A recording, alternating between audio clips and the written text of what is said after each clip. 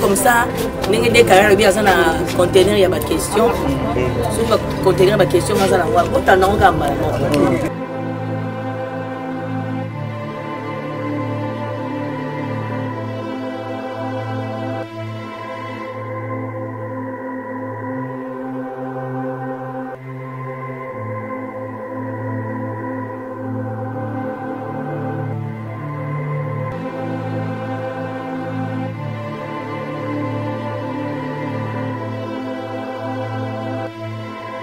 Le maître des temps et des circonstances est à Nzambe.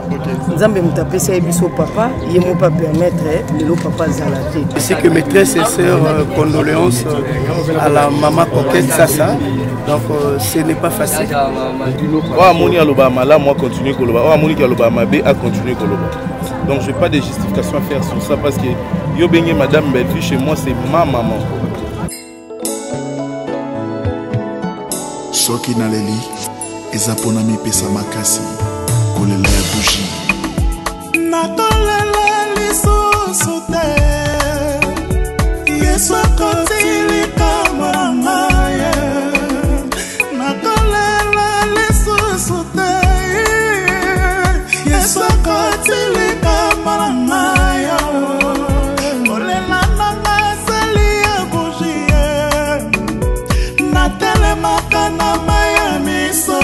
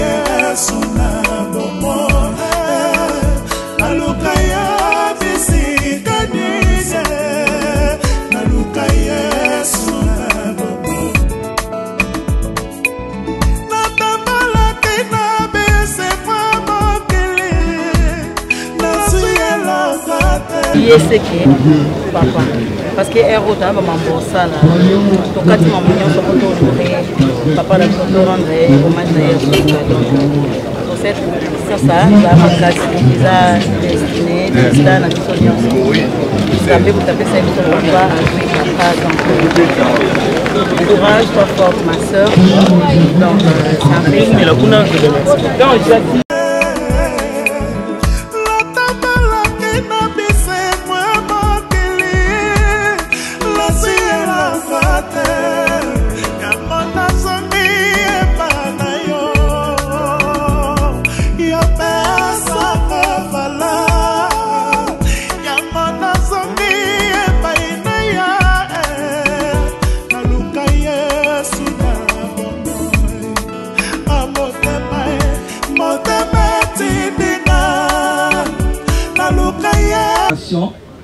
en administration, gestion et comptabilité. D'abord secrétaire communal de Dendal, ensuite plusieurs fois directeur de société, dont Afripain, Galip, Zahir Peinture et Penaza, l'honorable Joseph Rodolphe Sassansassi Kiboba Loutia, en bon patriote, a servi ce pays, son pays, comme conseiller de zone de l'Eba, président du conseil de zone de Mongafula, membre de l'Assemblée régionale de Kinshasa, c'est-à-dire député provincial, et enfin, conseiller de la République au sein du HCRPT, Parlement des transitions, c'est-à-dire député national. Chrétien très pratiquant, laïque protestant du Milapo, inspecteur général des coopératives COPEC CEAC, conseiller à la SOCREP, il avait retrouvé sa passion de jeunesse en enseignant le français à Toronto pendant son séjour d'une dizaine d'années en sol nord-américain. Avec bravoure, mais surtout avec abnégation, notre cher patriarche a longuement lutté contre la maladie qui le rongeait depuis belle lurette, avant de tirer dignement sa révérence dans la nuit du 20 octobre dernier. Il était veuf, père de ses enfants, grand-père et arrière-grand-père. Ainsi s'achève le premier volet de mon intervention. Voici le deuxième.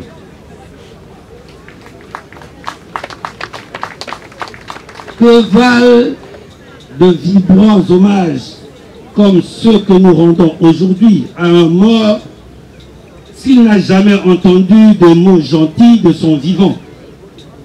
Et toutes ces fleurs flamboyantes surplombant son cercueil, si le moindre sourire ne lui a jamais été adressé, et tous ces pleurs chagrinés, si aucune main chaleureuse ne lui a jamais été tendue, alors sachons nous apprécier vivants avant que la mort n'anéantisse tout espoir. Et maintenant, vous me permettriez d'adresser au nom de vous tous quelques mots à celui que nous appelions très affectueusement, selon nos affinités, Joski de Soto, fils de Diamant, grand-père, oncle, vieux, papa, papa Kouloutou, papa Sassa, vieux S, S1, président Moprezo, Mouta Sassa, Pépé, à Pépé Coco, son crépin, mon ami Ndoyi, honorable, autorité morale, Et enfin, ceux qui chérissaient le plus être appelés patriarches. Patriarches. Après la disparition inopinée de Maman Kouloutou, ta grande sœur chérie, Maman Leki, père-femme, a pris le relais. Vous étiez 3 S, S1, S2 et S3. Les 2 premiers, S2, Sadiol, est parti il y a quelques années, et maintenant c'est à toi, S1, de nous fausser compagnie. Heureusement que Munganga Sakris, S3, est le dernier à rester debout. Et les 2, c'est-à-dire père-femme et S3, garderont le temple Nkangu Kibuba.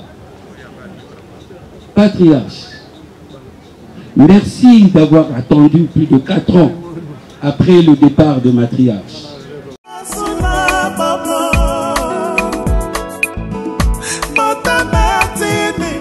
La mangana ba plateau na bino ba question ni soko mango écrit muko boya mangana ba plateau na bino comme ça ko tuninga ba question journée ni kasi donc la kabiso ali le polo la kate muko bozwanga pena ba kaninga na ba plateau na bino bozinga comme ça ndenge de carrière bi azana conteneur ya ba question so ba conteneur ba question azana wa botana ngamba la moko botuna so ko kata ngai so ko sa muko na so ko zala miniature ya ndenge nini na ite otia sida muyibi. Voilà, nous sommes des artistes, nous sommes obligés d'assumer tout. Nous travaillons en collaboration et nous artistes. On assume déjà. Merci beaucoup pour votre présence. Merci beaucoup. Bonne chance à vous. Nous un mot par rapport à mort.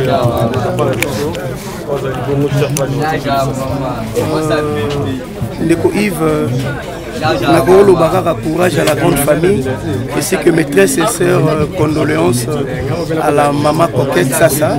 Donc ce n'est pas facile. Et ça, douleur moko, bakoyi kosenga kana na nzambende alekana ko penser ba blessure ya mitema na bango. Voilà. Merci. Je vous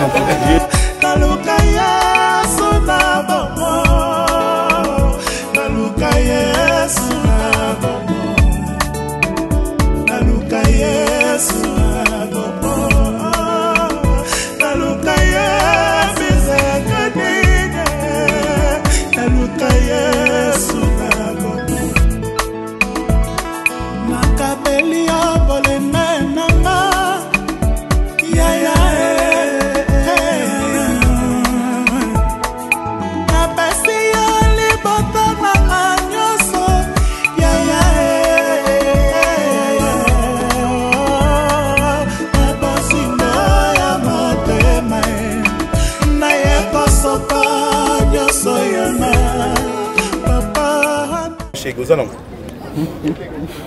Mais est-ce que vous avez un comédien tout ça? Michel. Quand des bino vous vivra, quand des pépisos va comédien tout vivra. Donc c'est normal. Vraiment, c'est normal, mais ils ont le Congo pays, ils ont bête ça baninga mabaku parce que nous avons bolinga la raté. Mais ils ont bête ça baninga mabaku le tout le monde est péréna. Les bêtes ça va ignorant. Le tout le monde est péréna. Tant que je suis malade, ils ont qu'à que nos baptistes ne passent pas. Na yo qui on pas na yo. Parce que ça, les conférences de presse, il y a une place à acquise artistes et comédiens. Les chaînes sont acquises, mais malade, il y a comédien. En tout cas, on a vraiment pas na yo. Na yo qui en place, nous soutenons la conférence de presse, du début jusqu'à la fin, acquise tout mon côté. La bête est juste le soleil de santé. Ok, une petite question par rapport à Kaba, internaute, par rapport à Moussala Bossala. Beaucoup se disaient que Jérémy, avec sa sœur Bellevue, je ne suis pas dans ça. Non, non, s'il vous plaît. Dans ça, l'émission. Laissez-moi. Non, mais c'est. Non, je ne suis pas dans ça. C'est une question par rapport à Oyonaputi. Parlons de Day. Est-ce que vous pouvez continuer s'il vous plaît? Ok. Peut-être que vous allez pour intérêt. Mais je suis là, j'étais en face de toi. Et puis, Madame Bellevue, Namoni Bino, vous solo là, vous pissez na moto, vous seka. Qu'est-ce que Okoki Kolobana Bandeko Nyon sur Balouba, confusion, Bino na Bino. Wa Moni Aloba Mala, moi continue Koloba. Wa Moni Aloba Mabe a continué Koloba. Donc je n'ai pas de justification à faire sur ça parce que yo benye Madame Bellevue chez moi c'est ma maman. So il est là, la caméra tourne aussi parce qu'il y a Zoinga à Tchenga la scène. Donc il ne peut jamais avoir de polémique entre elle et moi. C'est ma mère, elle restera ma mère. Donc je n'ai pas de commentaires à faire sur ça. Papa, il y a Maman Coquette. Mais le maître des temps et des circonstances, ils ont Nzambe. Nzambe m'a tapé biso papa, il ne m'a pas permettre le papa zalaté. Et le retour ça quand la famille ça ba o baza na ba o ba libanda. Nzambe ya lola o apesa makasi, apesa bango makasi. Coquette c'est ma sœur. OK. Quand on na yo lela papa. Pour comprendre que famille hein. Na tournage moko pas possible na esi mona dit na lela no papa. OK. Coquette tellement azan de konanga azali sœur nanga de longue date to umeli na yango na yo lela papa ne en tout cas mais c'est cette condoléance à la famille ça. OK. Merci.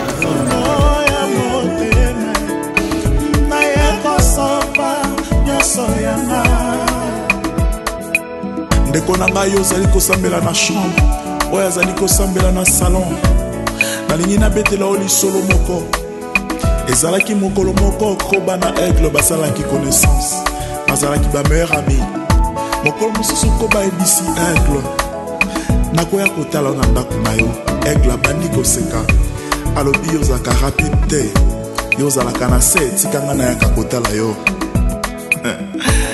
koba ebisi alobi okokutanga na ndako na yo aigle alobi nabeta tour kotala koba nzoka koba asalaki stratégie abisi mwasi na ye ambale ngai lokola kado soki aigle ye yebisa ye natikelaki ye kado na bimi moke azwa yango me afungola yango kaka na ndako na ye mokolo wana aigle azalaka mayele me mayele na ye esilaki azwi kado amemi yango ntina ndako na ye abi nafungola ntango mosu eza eloko ya kitoko afungola boye amoni koba abi mpo ani osali boye alobi makasi na yo ezali kaka mapapu na yo te makasi na yo fo ezala moto na yo moto nyonso amitiki epai Yesu Masiya moto nyonso amisopi na bozindo epai Yesu Masiya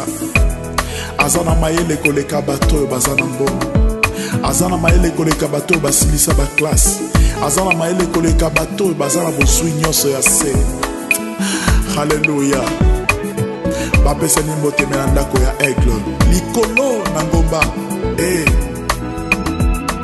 nakapeli yo bolenga nanga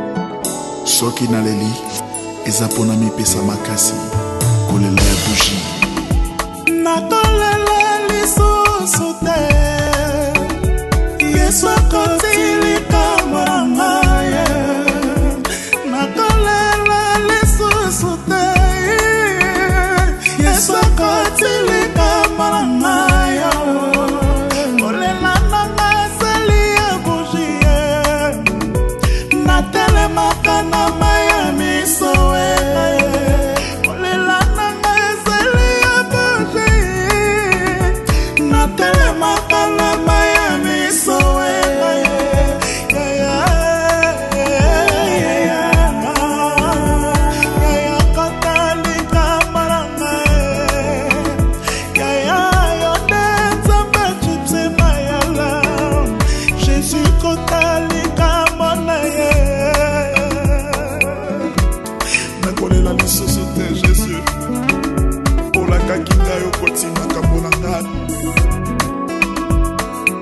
nabengi yo mobali ya baveuve nabengi yo papa ya borphelin na ntongo ya lelo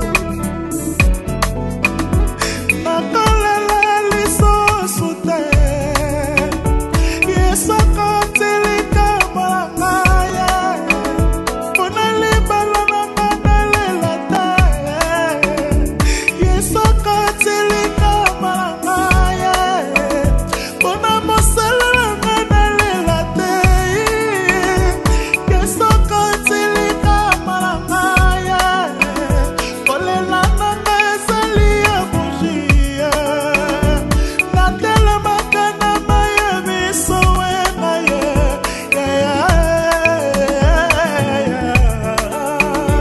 yaya akotalika mwana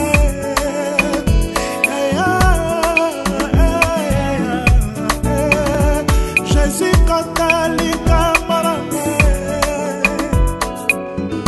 motema etindinga naluka yesu na mama motema etindinga yaya naluka yesu na mama naluka yesu na mama naluka yesu na mama naluka ya bisika nise naluka yesu na mama motema tindinga naluka yesu na mama motema tindinga naluka yesu na mama naluka yesu na mama naluka yesu na mama naluka ya bisika nise naluka yesu na mama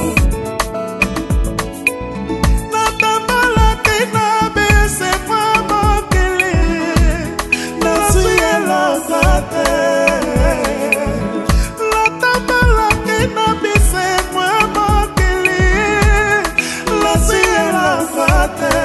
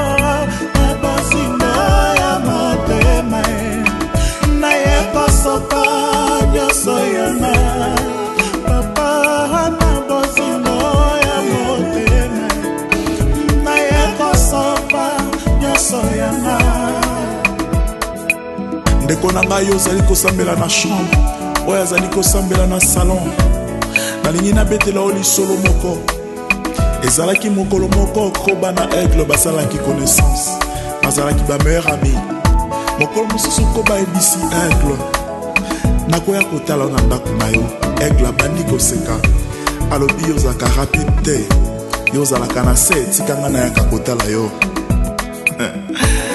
koba ebisi alobi okokutanga na ndako na yo aigle alobi nabeta tour kotala koba nzoka koba asalaki stratégie abisi mwasi na ye ambale ngai lokola kado soki aigle ye yebisa ye natikelaki kado na bimi mon cœur azwa yango mafungola yango kaka na ndako na ye mokolo wana aigle azalaka mayele me mayele na ye esilaki azwi kado amemi yango ntina ndako na ye abina fungola ntango mosu eza eloko ya kitoko afungola boye amoni koba abi mpo ani osali boye alobi makasi na yo ezali kaka mapapu na yo te makasi na yo efo ezala moto na yo moto nyonso amitiki epai esu masiya moto nyonso amisopi na bozindo epai esu masiya aza na mayele koleka bato oyo baza na mbongo aza na mayele koleka bato oyo basilisa baklase aza na mayele koleka bato oyo baza na bozwi nyonso ya se halleluya bapesani mboteme na ndako ya aigle likolo na ngomba nakapeli yo